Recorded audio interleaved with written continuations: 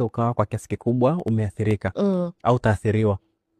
Hapa tunategemea sana mtu ataeleza kwa kifupi sana, atarudia jina lake kwamba kama mnavyonifahamu naitwa fulani, ni muhitimu. Sasa ataenda straight kwenye qualification yake.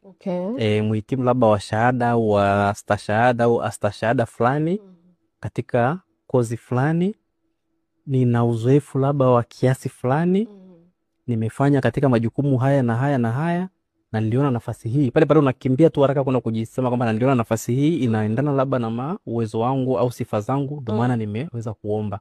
Basi kwa watu wanaona kabisa kwa kifupi umeeleza wewe ni nani, jina lako, kwa sababu inawezekana pia watu hawajasoma au vipi, lakini cha pili umeweza kueleza kwamba wewe sifa gani hasa imekufikisha pale. Lakini kwa haraka haraka sana umeeleza pia uzoefu wako kwenye kazi. Na umeweza kwenda kujiongeza kwa kusema kwa nini umeomba ile kazi. Kwa hiyo pale tayari watu wanaona kabisa